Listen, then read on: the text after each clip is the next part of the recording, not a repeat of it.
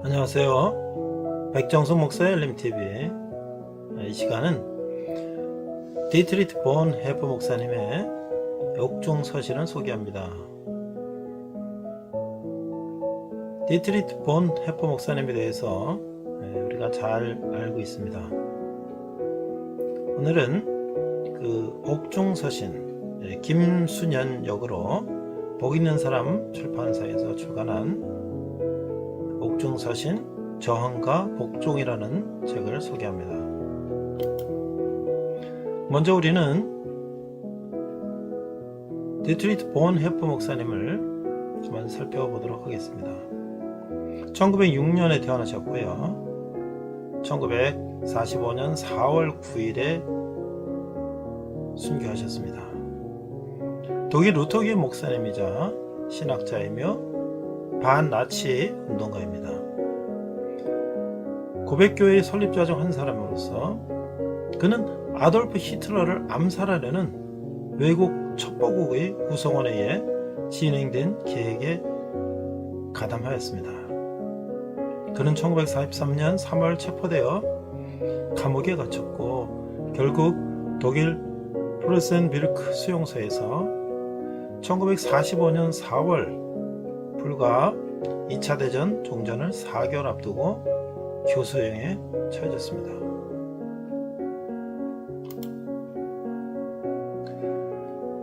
그는 반나치 운동을 함으로써 순교하게 됐는데요.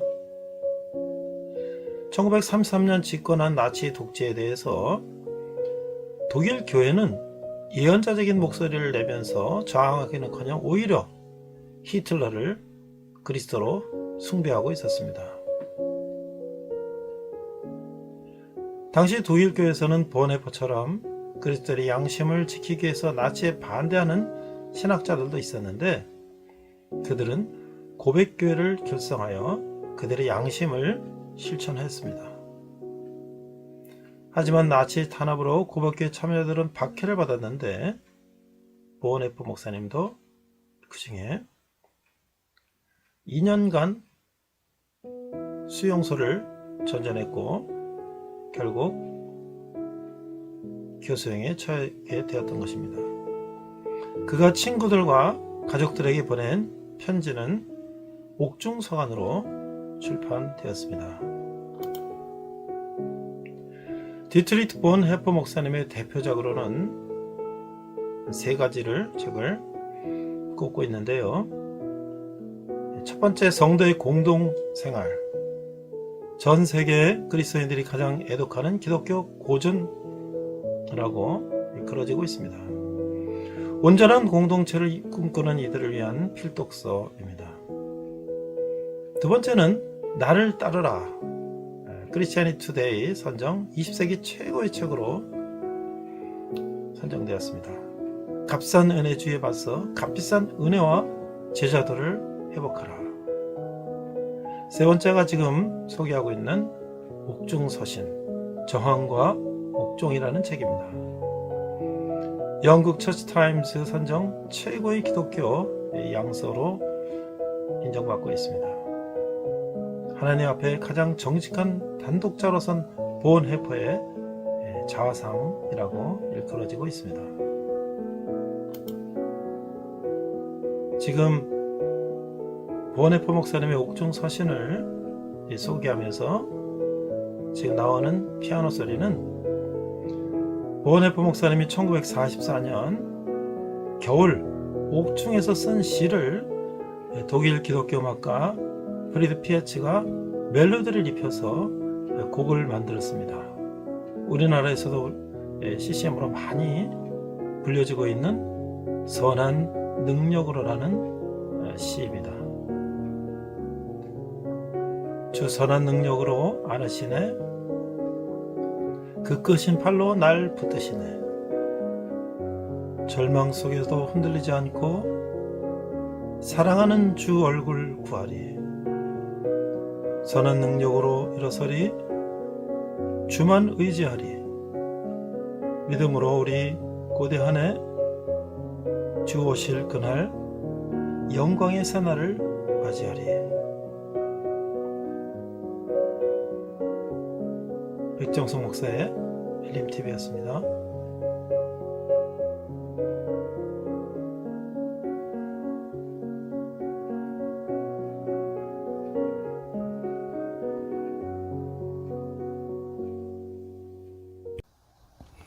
이번 시간은 여호수아 사사기 세 번째 시간으로서 타협으로 인한 실패라는 제목으로 사사기 1장부터 10장의 말씀을 나누도록 하겠습니다. 오늘 본문은 사사기 21장 25절 말씀입니다.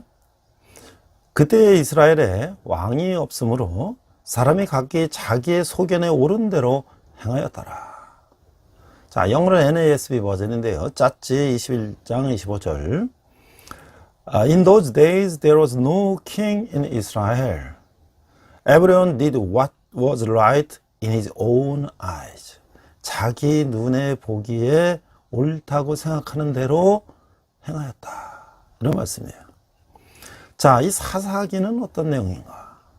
하나님은 이 시대를 하나님의 말씀대로 하나님의 뜻이 이루어지는 온전한 나라를 꿈꾸셨죠. 하나님은 사사를 세움으로 나라가 하나님의 말씀에 의해서 세워져 가는 것을 원하셨던 것이죠. 그것은 하나님의 유토피아였던 것이에요. 사사란 말은 쇼페팀, 히브리 말로 쇼페팀이라는 것은 백성의 소송을 재판하는 자다. 영어로 보면 짰지.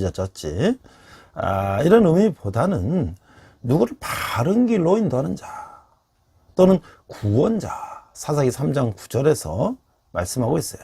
그 의미가 더 많은 단어다. 사사들은 전쟁 때는 최고 사령관 역할을 하고 또 평화 때는 행정 수반직을 수행하면서 백성들을 바른 길로 인도하는 자들이라는 뜻이라는 거죠. 그들은 단순한 재판관은 아닌 것이죠. 가톨릭은 이 책을 판관기라고 이제 번역을 했어요. 자, 사사를 세우시는 하나님의 이유는 여호와만이 왕이시며 또 그분은 그분의 통치권을 수행할 가장 놀랄 만한 통로가 될 만한 사람들을 선택할 수 있으며 또 선택하신다는 사실을 보여주는 중요한 의미를 지니고 있죠. 그들을 통해 말씀이 통치하는 공동체, 하나님 나라를 만들 수 있었을 것이죠.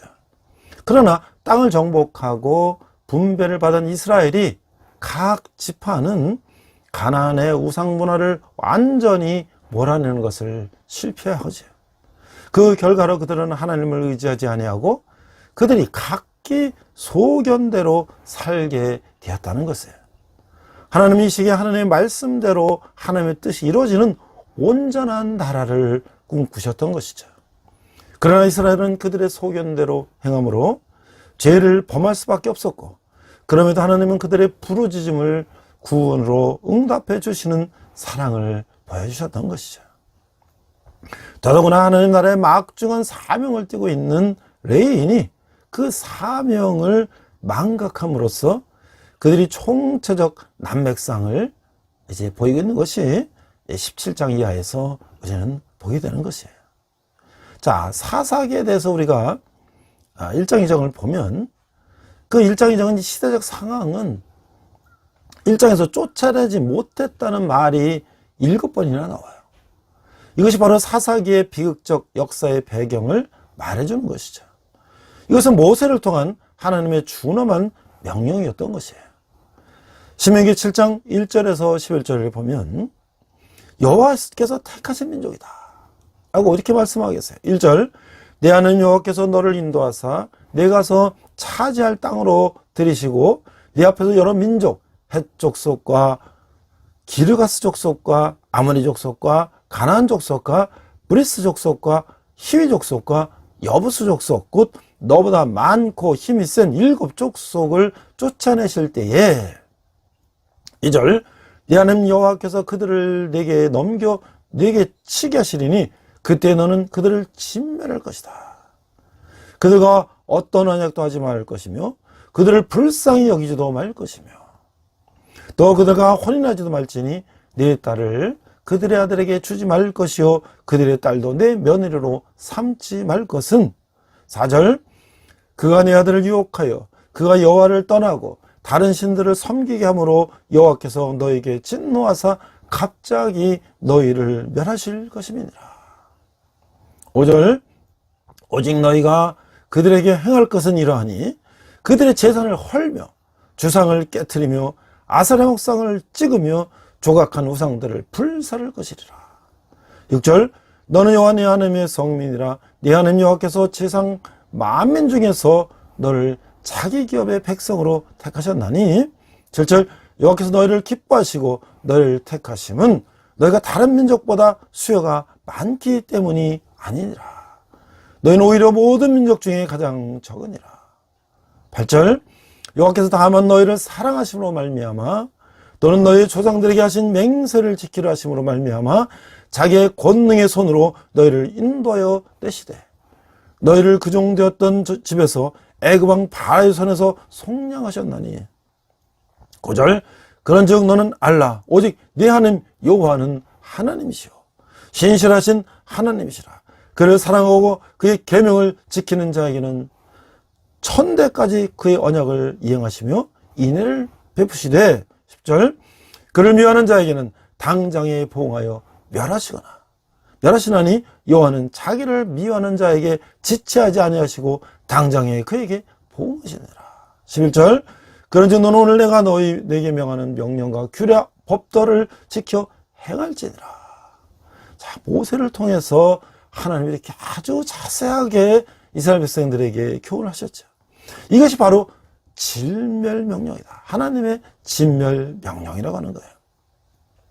이스라엘 백성이 진멸명령을 지키지 못했다는 것이 그들은 모압, 미디안, 블레셋 등 외부로부터의 침입 위험과 내부의 우상문화의 유혹에 직면한 그런 시대적 상황에 처해 있고 여호수아의 이 세대가 가고 다음 세대는 하나님을 잘 알지 못하는 세대들이 되었다고 하는 것이죠. 여호수아 21장 41절에 레위지파는 많은 땅을 기업으로 받지 못하고 각 지파 땅의 성읍 모두 48성읍에 흩어져 살면서 그들에게 율법 교육을 하게 되어 있었던 것이죠. 그러나 사사기 17장 이하에 보면 레위인들은 사명을 망각하고 저들에게 율법 교육을 하지 못하고 있음을 볼 수 있는 것이에요. 이것은 이스라엘의 총체적 난맥상을 보여주는 어두운 역사가 이어지고 있다는 하는 것이죠.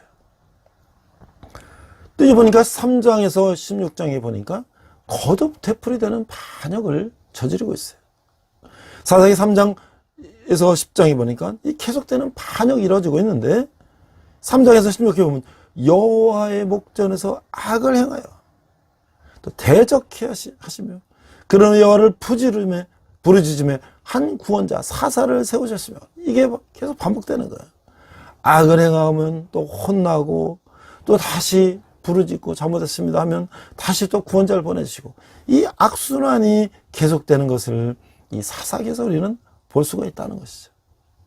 그래서 이것을 네 가지를 보면 여호와께서 여호와의 목전에서 악을 행하여 가나안 우상을 섬김으로 범죄하고 있다. sin이에요, sin. sin이라는 것은 이 영적인 범죄를 말하는 것이죠. 크라임은 우리가 인간관계에 있어서의 범죄를 말하는데 sin을 저지른다. 두 번째는 그래서 하나님께서 대적해 하시며 하나님이 이방 족속을 대적으로 붙이고 이스라엘을 억압하셔요. 이 서퍼링이 오는 서퍼링. 고난이 오는 거예요. 그래서 범죄하고 고난이 오면 다시 세 번째 그런 후에 여호와께 부르짖으며 이 회개가 일어나요. supplication. 이들은 이제 다시 회개를 합니다. 잘못했습니다. 용서해 주세요. 그럼 네 번째 한 구원자 사사를 세우시며 하나님 그들에게 구원을 주시는 거예요. salvation, 복음, 구원을 주시는 이런 악순환이 계속 반복되고 있다. 약속에 들어간 땅에 들어간 이스라엘 백성은 현실과 타협하고 안락한 삶을 추구하는 것이 그는 질면작전이라는 어렵고 고통스러운 삶과는 아주 대조적인 것이죠. 그런 그들은 하나님을 쉽게 배반하는 반역의 죄를 저지를 수밖에 없었다고 하는 것이에요. 그런 그들에게 하나님은 모압, 미디안, 블레셋 등을 심판의 도구로 삼으시고 징벌하시는 것이죠. 그러면 그들은 하나님께 간구하며 부르짖어요. 하나님은 사사를 세우시고 그들을 그 악업으로부터 구원해 주시는 것이죠. 이런 반복이 계속되고 있어요. 왜 그럴까요? 여호수아 23장 5절에서 16절 보니까 5절 너희 하나님 여호와 그가 너희 앞에서 그들을 쫓아내사 너희 목전에서 그들을 떠나게 하시리니 너희 하나님 여호와께서 너희에게 말씀하신 대로 너희가 그 땅을 차지할 것이라. 6절 그러면 너희는 그 크게 힘써 모세율법 책에 기록된 것을 다 지켜 행하라. 그것을 떠나 우로나 자로나 치우치지 말라. 7절 너 중에 남아있는 이 민족들 중에 들어가지 말라. 그들의 신들의 이름을 부르지 말라. 그들을 가리켜 맹세하지 말라. 또 그것을 섬겨서 그것들에게 절하지 말라. 8절 보니까 오직 너희 하나님 여호와께 가까이 하기를 오늘까지 행한 것 같이 하라. 9절 이는 여호와께서 강대한 나라들을 너희 앞에서 쫓아내셨으므로 오늘까지 너희에게 맞선 자가 하나도 없었느니라. 10절 너희 중 한 사람이 1000명을 쫓으리니 이는 너희 하나님 여호와 그가 너희에게 말씀하신 것 같이 너희를 위하여 싸우심이라. 11절 그러므로 스스로 조심하여 너희 하나님 여호와를 사랑하라. 12절 너희가 만일 돌아서서 너희 중에 남아있는 이 민족들을 가까이하여 더불어 혼인하며 서로 왕래하면 13절 확실히 알라. 너희 하나님 여호와께서 이 민족들을 너희 목전에서 다시는 쫓아내지 아니하시리니 그들이 너희에게 올무가 되며 덫이 되며 너희의 옆구리에 채찍이 되며 너희 눈에 가시가 되어서 너희가 마침내 너희 하나님 여호와께서 너희에게 주신 이 아름 땅에서 멸하리라. 14절 보라 나는 오늘 온 세상이 가는 길로 가려니와 너희 하나님 여호와께서 너에게 대하여 말씀하신 모든 선한 말씀이 하나도 틀리지 아니하고 다 너에게 응하여 그 중에 하나도 어김이 없음을 너희 모든 사람은 마음과 뜻으로 아는 바라. 너희 하나님 여호와께서 너에게 말씀하신 이 모든 선한 말씀이 너에게 임한 것 같이 여호와께서 모든 불길한 말씀도 너에게 임하게 하사 너희 하나님 여호와께서 너에게 주신 이 아름다운 땅에서 너희를 멸절하기까지 하실 것이라. 마지막 16절 만일 너희가 너희 하나님 여호와께서 너에게 명령하신 언약을 범하고 가서 다른 신들을 섬겨 그들에게 절하면 여호와의 진노가 너에게 미치리니 너에게 주신 아름다운 땅에서 너희가 속히 멸망하리라 하니라. 자, 이게 이 하나님께서 출애굽기에서나 여호수아에서나 하신 명령을 이스라엘 사람들이 무시했기 때문이에요. 이스라엘은 땅의 분배를 마쳤지만 하나님께서 명령하신 철저한 제거는 이루지 못했음이 무엇을 의미하는지를 염두에 두고 사사기 21장 25절 오늘 본문입니다. 그때에 이스라엘에 왕이 없으므로 사람이 각기 자기 소견에 옳은 대로 행하였더라. 이 구절을 우리는 기억해야 할 것입니다. 이 사사기는 하나님의 나라 회복에 대한 하나님의 열망을 저버린 인간의 실패의 모습을 담은 기록이라는 거예요. 하나님 인간의 지혜나 힘의 논리가 아닌 하나님의 말씀이 통치의 근원이 되는 나라, 즉 하나님의 나라를 건설하시기를 원했다고 하는 것이에요. 그래서 가나안 땅을 정복하고 인간으로 하여금 왕을 세우지 않으셨던 것이죠. 그것은 바로 하나님의 말씀이 통치의 근원이 되는 나라, 즉 하나님의 나라를 건설하시기를 원했다는 것이에요. 그래서 가나안 땅을 정복하고도 인간으로 하여금 왕을 세우지 않으셨던 것이죠. 그것은 바로 하나님의 말씀이 통치 원리가 되는 나라를 이룩하고자 하셨기 때문이라는 것이에요. 그러나 인간은 끊임없이 하나님의 뜻을 거역하는 일을 되풀이하게 되는 거예요. 지금도 우리는 그렇게 하고 있죠. 그 가장 큰 이유는 땅을 점령할 때 철저한 제거가 이루어지지 않았고 땅을 분배받지 못한 레이지파는 각 지파로 흩어져서 하나님의 말씀을 가르쳐 했음에도 불구하고 하나님의 뜻을 알지 못한 죄를 범했기 때문이라고 하는 것이에요. 이런 모습은 이 사사기 전체에 보면 우리가 이후에도 계속 나타나는 현상으로 우리가 알 수가 있는 것이죠. 자, 그런데 이제 이 사사들이 12명의 사사들이 나와요. 3장에서 10절까지는 이 12사사를 기록하고 있어요. 이 사사들이 어떻게 활동했는가? 중요한 사사들을 보면 운니엘이라고 하는 사사는 메소포타미아 왕의 어가로부터 군하기에 서진 첫 번째 사사가 3장에 나오는 것이에요. 또 에웃이라는 사사는 베냐민 지파 게라의 아들 왼손잡이 에웃은 비둔한 모압왕 에글론을 단창으로 찔러 죽였던 그런 에웃 사사이고, 두 번째 드보라 사사. 드보라는 군대의 지휘관인 바락과 더불어 몸소 전장에 나가서 싸우며 적장 시스라는 그 야엘의 장막으로 도망치게 되는 거예요. 이 야엘은 또 다른 여자, 이 장막에 거하는 겐 사람인 헤벨의 아내 이 야엘을 볼 수가 있는데, 야엘은 기지를 발휘해서 말뚝으로 적장 시스라를 죽이는 모습이 나오죠. 우리가 너무나 잘 아는 이 기드온은 하나님의 부르심을 받았을 때 바알과 아세라 제단을 부수는 과단성을 보이는 거예요. 그래서 기드온의 300명의 용사로 13만 5천 명의 미대한 군사를 물리친 지혜로운 사사라고 하는 거예요. 그 300명의 용사를 뽑는 방법은 참으로 지혜로운 방법이다. 백성들을 데리고 물가로 가서 물을 먹게 하고 물 먹는 자세를 관찰하는 거예요. 손바닥으로 물을 떠서 핥아 먹는 자들은 무릎을 쓰고 무릎을 꿇고 물을 마시는 자보다 훨씬 경계태세가 좋은 사람이라는 거예요. 그런 자 300명만을 뽑았어요. 그런 기드온을 왕으로 삼으려가자 기드온은 오히려 하나님 한 분만이 왕이시라고 선언하고 왕되기를 거절하는 거예요. 제가 이스라엘 갔을 때 기드온이 샘물 그 유적에 갔는데 샘물이 흐르는데 나오고 있어요. 거기 엎드려서 먹는 사람들 다 탈락하고, 거기에 서서 물을 퍼서 물을 서서 흘리면서도 마시면서 이 사주 경계를 했던 그런 300용사만이 선발되었다고 하는 것이죠. 자, 이런 사사가 있음에도 불구하고 계속 이스라엘은 백성들은 하나님을 거역하고 벌을 받고 또 하나님 용서해 주세요 회개하다가 또 사사가 나오면 또 잠시 멈추다가 또 죄를 짓는 그런 악순환을 거듭했다고 하는 것이죠. 자, 교회는 어느 정도 타락할 수 있는가? 교회가 타락할 수 있을까요? 그렇습니다. 눈에 보는 지상교회는 얼마든지 타락할 수 있는 거예요. 이 사사기는 구약시대 교회였던 이스라엘이 종교적 도덕적으로 얼마나 타락하였는가를 선명하게 보여줌으로써 오늘날 이 교회와 신자에게 경종을 울려주는 책이라고 하는 것이죠. 사사기는 여호사의 죽음 이후 왕국이 시작되기 전까지의 이스라엘 민족의 이야기를 담고 있는 것이에요.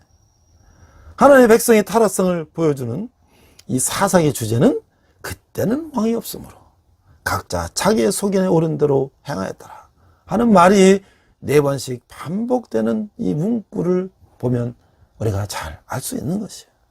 이는 외형적으로 아직 왕국 시대가 도래하지 않았기 때문에 이스라엘 다스리는 왕이 없었다는 이야기처럼 들려요. 그러나 실제적으로 이스라엘 왕은 하나님이셨다는 거예요. 이스라엘은 가나안 사람들의 신들을 섬기는 혼합신앙을 가지므로 하나님을 왕으로 온전히 섬기지 못했어요. 하나님께 대한 이스라엘의 불신앙과 불순종이 사사시대의 모든 종교적 도덕적 부패의 원천이 되었다고 하는 거예요. 하나님의 통치 아래 살지 않는 교회는 부패할 수밖에 없다고 하는 것이, 성도들은 각각 소견에 오른 대로 행하는 것이고, 그래 교회는 점점 부패하고 타락하는 것이고, 사사기는 우리에게 묻는 거예요. 내 삶의 진정한 왕은 누구일까? 그건 바로 하나님이요 예수 그리스도 성령님이시라는 것이죠.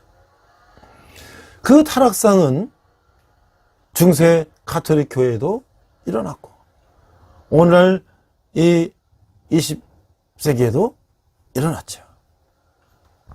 우리가 나치 치하에서 히틀러는 아주 합법적으로 투표를 통해서 정권을 잡았어요. 그러나 그는 게르만 민족의 우월성을 가지고 이제 전 유럽을 정복하고자 전쟁을 일으켰죠. 그 유대인들이 게르만 민족에게 적이라고 생각하고 유대인들을 아우슈비츠 수용소에 가두고 그들을 600만 명이라는 유대인을 학살하면서 2차 세계대전을 일으켜서 전 유럽을 전쟁의 불바다로 만들었죠. 그런데 독일 교회는 어땠습니까? 많은 목회자들은 이 히틀러야말로 우리의 구세주다 라고 그를 찬양했던 것이죠. 이 얼마나 이게 타락단 교회와 목회자를 이제 우리가 말할 수 있는가 말이죠. 이것이 바로 사사기 시대가 아니라 오늘날 20세기 교회가 이랬다고 하는 것이죠. 물론 우리 한국 조선 땅에도 일제가 침략해서 일본 천황 우상에게 철하라고 했을 때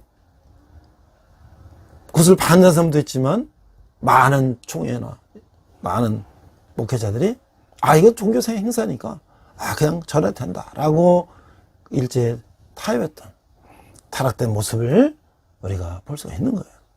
그러나 기드온과 같은 그런 사사같이 그런 말도 안 되는 억압과 또 히틀러의 나치의 탄압에 굴복하지 않고 자기 목숨을 던져 교회를 지키고 하나님의 뜻에 순종하기로 다짐하고 행동했던 목회자가 우리가 너무나 잘 아는 디트리히 본헤퍼라고 하는 목사님이죠. 1906년 출생해서 1945년 4월 9일 2차 세계대전이 끝나기 불과 4개월 전에 교수형에 처했던 디트리히 본헤퍼. 그는 누구인가? 그는 독일 루터교회의 목사이고 신학자이며 반나치 운동가였어요. 이 고백교회라고 하는 것은 나치에 반대하는 사람들이 모인 그 교회의 설립자의 한 사람이었어요. 그래서 아돌프 히틀러를 암살하려는 외국 첩보국의 구성원에서 그 진행된 계획에 가담했던 것이에요. 1943년 그는 3월에 체포돼서 감옥에 갇혔고 결국 독일 블로센베르크 수용소에서 1945년 4월 교수형에 처해졌다고 하는 것이에요. 우리가 너무나 저는 미친 자에게 운전대를 맡길 수 없다 라는 구호를 많이 외치고 있죠. 그것이 바로 본헤퍼 목사님을 두고 말하는 것이죠. 자, 본헤퍼 목사님은 정신과 의사인 아버지와 또 어머니, 주부인 어머니 사이에 태어났는데 그 가정은 1500년대에 네덜란드에서 독일로 이주해온 중산층의 부잣집이었다. 학문적 실력과 지혜를 갖고 있었다. 그래서 그 집안은 루터교에서 신앙생활을 했고 할아버지는 프로이센 왕실에서 궁정 목사였고 어머니 파울라도 자녀들에게 성경, 시, 노래를 가르칠 정도로 믿음 있는 훌륭한 분이었다. 근데 그 아버지는 신앙이 무관심해서 본헤퍼가 신학자가 되려고 하니까 다른 학문을 하는 게 좋겠다라고 반대했지만 이 종교는 부르주아제가 어울린다. 그러니까 넌 딴 거 해라. 그랬더니 본헤퍼가 그렇다면 내가 바꾸겠다 하면서 뜻을 굽히지 않고 그가 신앙의 길로 갔다고 하는 것이에요. 이 가족들도 본헤퍼의 뜻을 꺾지 못했다고 하는 것이에요. 그래서 그는 튜빙겐 대학에서 또 베를린 대학에서 현재 베를린에 있는 홈볼트 대학이 있어요. 그래서 신학을 공부했어요. 이 베를린 대학 졸업 시에 성도의 교제라는 이 졸업 논문을 제출했는데 그는 20세기 신학의 교부라고 생각하는 칼 바르트가 칭찬할 정도로 훌륭한 논문을 썼어요. 이런 디트리히 본헤퍼가 나치에 저항하다가 순교한 이전에 뛰어난 신학자였다라는 사실은 신학을 공부할 때 시대를 올바르게 해석하고 비판할 수 있는 그런 능력이 있는 신학자였다는 것을 우리는 알 수가 있는 거예요. 그런 이제 새로운 목회를 경험하기 위해서 로마에서 공부하면서 로마 카톨릭의 어떤 전례나 그 교의나 이런 것들을 이제 비판적으로 경험했다. 카톨릭의 이 예배 의식이라든지 카톨릭의 교리의 어떤 문제점들을 그는 경험했다고 하는 것이에요. 그리고 그는 이제 베를린 대학에서 박사 과정을 공부하고 또 스페인에 가서도 또 부목사로도 이제 사역을 했다고 하는 거예요. 그래서 이제 교수가 되어서 자기 모교 베를린 대학에서 이제 신학부 강사를 하면서 목사 안수를 25을 받았다. 그리고 다시 그는 또 미국의 진보 신학교인 유년 신학교에서 공부하고, 그러나 미국에서 그가 또 느낀 것은 백인에게 인종 차별받는 그 흑인들의 삶 속에서 민중들과 어울린 예수 그리스도를 발견하게 됐다는 거예요. 유년 신학교에서 보네포는 프랑스 개신교 성자인 장 라세르 목사의 영향으로 예수님의 산상수훈의 신학적 뿌리를 두는 기독교 평화주의가 됐다. 앞에서 말한 것처럼 그러나 독일의 어떤 상황이었는가? 히틀러를 찬양하고 히틀러는 유럽을 불바다로 만들고 있을 때 그는 라들을 통해서 히틀러는 독일 국민들을 히틀러라는 우상을 숭배하게 한다고 경고하는 그런 예언자적인 목소리를 냈어요. 그러니까 그 방송이 중단당했어요. 그러니까 이 칼바트는 뭐라 그러냐면 하나님 말씀인 예수 그리스도를 따라야 할 교회가 히틀러를 그리스도로 따르고 있기 때문에 이를 지적한 것이다. 하지만 디트로이트 보네포는 이제 이 나치의 탄압에 굴복하지 않고 자신이 발표한 원고를 신문에 냈어요. 이제 본격적으로 보네포는 이 나치의 경계 대상이 됐던 거예요. 그래서 당시 독일 교회에서 그리스도의 양심을 지키기 위한 또 나치 반대하는 신학자들이 모여서 고백교회를 신설했는데 거기에 참여했다는 것이죠. 그것은 바로 자기 목숨을 던질 각오를 했다고 하는 거예요. 그래서 그는 1943년 체포가 돼서 2년간 수용소를 전전하게 됐고, 그래서 그가 수용소에서 친구와 가족들에게 보낸 그 편지 옥중 서간이 출간되었다고 하는 것이죠. 그래서 우리 그 보네포의 신앙을 우리가 그 책을 통해서 알 수가 있는 거예요. 자, 그러나 이제 보네포가 히틀러를 암살하려고 했다는 증거가 확보되면서 1945년 그는 교수형에 처해졌다. 그 마지막 유언은 죽음은 끝이 아니라 영원한 삶의 시작이다 라고 말하고 그는 숨겼다고 하는 것이. 그 묘비에 쓰여진 문장은 디트리히 보네포 그의 형제들 가운데 서 있는 예수 그리스도의 증인이라고 써있다고 하는 거예요. 자, 오늘 우리가 이 사사시대에 보면 이 기돈 같은 이 사사들을 우리가 볼 수가 있죠. 그 기돈 같은 그런 지도자는 어떻게 세워지는가?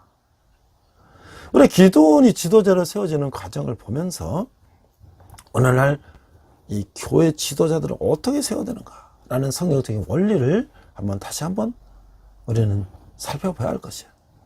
첫째, 지도자는 하나님이 세우셔야 된다. 기돈 자신조차 처음에는 확신하지 못했어요. 이런 기도는 의심 가운데서 자신의 사명을 확신하기 위해 몇 가지 표징을 요구했어요. 그는 이 과정을 통해서 자신의 소명을 깨닫게 됐으며 그 기도의 모습은 열정과 담대함으로 충만하게 됐다. 그가 하나님께 제가 하나님 종이 되기 위해서 저희 표징을 보십시오. 하나님은 그걸 그대로 보여주셨죠. 모세에게 보여주신 것처럼. 그래서 지도자는 바로 하나님이 세우셔야 된다. 둘째, 지도자는 영향력을 행사하는 사람이어야 된다.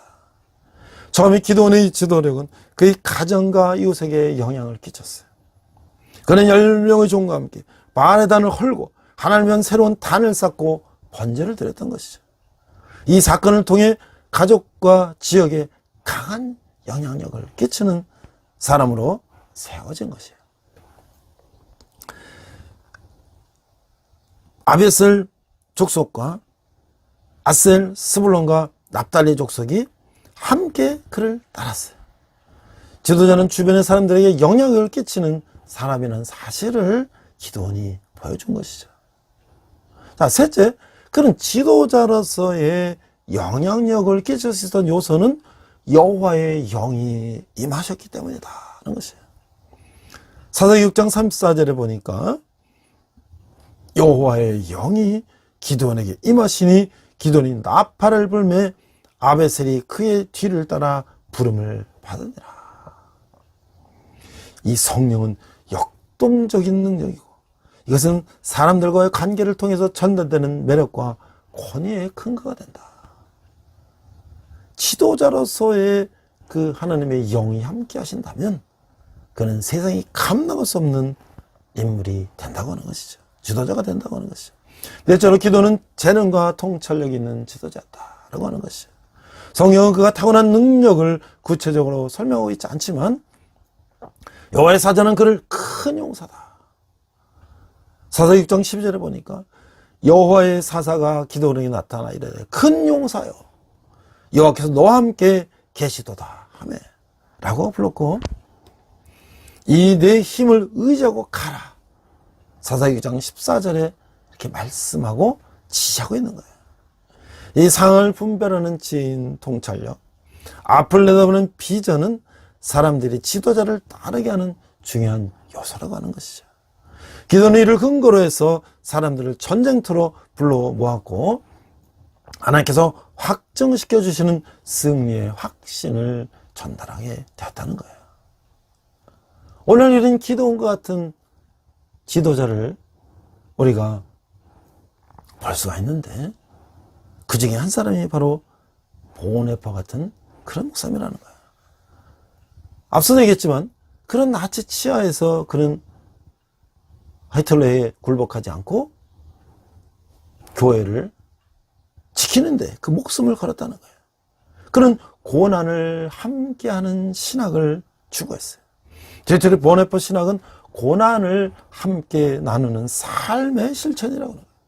제철의 보네파에 대한 나치의 박해가 시작됐을 때 그는 미국으로 망명할 수가 있었어요. 그 유년신학계의 교수라던 라이널트 니버라고 하는 유명한 교수님이 자리를 마련하고 초대장을 보냈어요. 그러니까 보네파는 미국에 망명 가면 자기 목숨을 살 수가 있었죠. 그러나 보네파는 독일 국민들과 고난을 함께하지 않는다면 전쟁이 끝났을 때 독일 교회를 재건하는 일에 동참할 수 없다면서 이를 거부했던 것이에요. 그리고 또한 그는 값싼 은혜를 비판하였어요. 이 당시 덴마크의 기독교 사정가 케르케고르의 영향으로 나를 따르라 해서 독일 교회가 값싼 은혜를 나누고 있다라고 비판했던 것이에요. 그 말은 값싼 은혜는 죄에 대한 고백이 없는 성만찬, 죄에 대한 회개 없이 용서받을 수 있다는 설교, 또 이 세례 의미를 눈에 보이는 방법으로 설명하는 그런 예식을 무시한 세례, 회개 없는 이 면제 확인, 또 성령을 통해서 주는 하나님의 은혜를 너무 값싸게 만들고 있다고 비판한 것이에요. 대체 보네파라는 값싼 은혜는 그리스도를 따름이 없는 은혜, 그리스도를 따르며 따르는 권한이 없는 은혜, 성육신의 실천이 없는 은혜이기는 하나, 즉 그리스도의 제자로서의 삶이 없는 신앙은 싸구려 신앙에 불과하다는 거예요. 얼마나 정말 가슴을 찌르는 그런 이야기입니까? 값싼 은혜는 우리 교회의 치명적인 적이라고 하는 거예요. 오늘 우리의 싸움은 값비싼 은혜를 얻기 위한 싸움이라고 하는 것이에요. 값싼 은혜는 싸구려 은혜, 헐값의 용서, 헐값의 위로, 헐값의 성만찬이라고 하는 것이에요. 그것은 교회의 무진장한 저장고에서 몰지간 한 손으로 생각 없이 무한정 쏟아내는 은혜라고 하는 것이에요. 교훈과 원리의 체계도 값싼 은혜, 죄를 뉘우치지 않고 죄에서 벗어나기를 바라지도 않으면서 세상은 자신의 죄를 감싸줄 값싼 카바를 값싼 은혜에서 얻고 있다는 거야. 값싼 은혜는 하나님의 생생한 말씀을 부정하고 하나님의 말씀이 사람이 되셨다는 것을 부정하고, 값싼 은혜는 죄인을 의롭다고 하는 것이 아니라 죄를 의롭다는 것이고, 은혜가 홀로 모든 것을 알아서 처리해 줄 테니 모든 것은 캐캐몬 상태에서 된다는 것이. 값싼 은혜는 우리가 스스로 취하는 은혜에 불과하고, 싸구려 은혜는 그리스도를 본받음이 없는 은혜, 십자가 없는 은혜, 살아계신 예수 그리스도, 곧 사람이 되신 예수 그리스도를 무시하는 은혜에 불과하다라고 그는 주장하고 있어요. 그래서 성숙한 세계에서 타자를 위한 교회가 되어야 된다. 보네파는 자신의 경험했던 반나치 운동을 통해서 이상적인 교상을 끄집어냈어. 그는 삐뚤어진 세상, 즉 독재가 가능한 그 당시의 현실에 저항하는 교회상을 그려내면서 신학적 교리를 배우고 논쟁하는 교회가 아닌 세상에 불이어 싸우는 정에 불타는 교회를 원했던 것이야. 그런 그의 생각에 신학을 맞춰낸 것이 교회와 세상의 변증법적으로 통일되는 것이었다는 것이야. 그는 하나님의 위임들을 노동, 결혼, 정복은, 문화, 교회 네 가지를 통해서 발견하였고 교회가 하나님을 대신하는 대자로 행동해야 한다고 우리는 봤던 것이죠. 우리가 너무나 잘 아는 이 선한 능력을 하고는 이 노래는 데트로 보네퍼가 이제 감옥에서 이제 사형을 앞두고 자기는 곧 죽을 시간이 차각차각 다가온다는 걸 알면서도 그러나 하나님의 선한 능력으로 나는 보호받고 있으며 앞으로 일어날 일들을 믿음으로 기대한다는 이 보네퍼의 이 고백은 이 싸늘한 감옥에서 두려움으로 떨리고 의롭고 슬픈 옥중의 시한부 인생 가운데서도 오히려 그의 신앙이 더욱 견고하며 선한 능력의 고백이 넘쳤다고 하는 것이죠. 그럼 어떻게 가능할 것인가? 그 영혼을 감싸 안는 하나님의 선하고 강한 힘과 능력에 이제 힘을 확신했다고 하는 것이죠. 그는 약혼녀 마리아에게 보내는 편지에서 이 시를 썼던 것이죠. 감옥에서 그가 죽음을 앞두고 하나님의 보호하심으로 선한 능력으로 그가 얼마나 성령 충만한 가운데 있었는지를 우리는 가사를 통해서 알 수 있는 거예요. 그렇게 그의 육신의 몸이 묶여 있을지라도 그의 영혼은 한없는 자유로움을 누렸다고 하는 것이에요. 우리 성도들 모두는 당장 눈앞에 보이는 고난을 이겨 승리하는 것이 아니라 최후의 승리를 믿어야 한다고 하는 것이에요. 우리 현재 고난의 터널을 지나며 사방이 막히고 더 이상의 소망이 없다고 느껴질 때 하나님의 선한 능력을 날마다 간구함으로 하나님의 선한 능력이 풍성히 임하고 살아계신 하나님의 일하심을 기대하며 우리는 소망해야 할 것이죠. 제가 이 보네퍼 목사님의 선한 능력으로 가사를 한번 읽어보도록 하겠습니다. 우리도 매일 예배를 하면서 매주 예배를 하면서 마지막에 우리가 결단할 때 선한 능력으로 찬양을 하고 있죠. 그 선한 힘에 고요히 감싸여 그 놀라운 평화를 누리며 나 그대들과 함께 걸어가네 나 그대들과 한 해를 여네 지나간 허물 어둠의 날들이 무겁게 내 영혼 짓눌러도 오 주여 우리를 외면치 마시고 약속의 구원을 이루소서. 주께서 밝히신 작은 촛불이 어둠을 헤치고 타오르네. 그 빛이 우리 모두 하나 되어 온누리에 비추게 하소서. 이 고요함이 깊이 번져갈 때 저 가슴 벅찬 노래 들리네. 다시 하나가 되게 이끄소서. 당신의 빛이 빛나는 이 밤. 그 선한 힘이 우리를 감싸시니 믿음으로 일어날 일을 기대하네. 주 언제나 우리와 함께 계셔 하루 또 하루가 늘 새로워. 함께 기도하겠습니다. 하나님 아버지 은혜를 감사합니다. 사사기 시대 왕이 없으므로 그들 자기 소견에 오른 대로 살아왔던 것이 몇천 년 전 사사기 시대뿐만 아니라 오늘도 우리가 물질과 모든 것이 풍요한 시대 자기의 소견에 오른 대로 하나님을 버리고 하나님 없이 살고 있는 우리를 불쌍히 여겨 주시오. 우리가 정말 믿음을 지키 저희 목숨을 버리는 우리 믿음의 선진들을 본받아 우리도 믿음 가운데 담대하게 나가는 우리들 되게 하여 주시옵소서. 감사드리며 예수님 이름으로 기도했습니다. 아멘.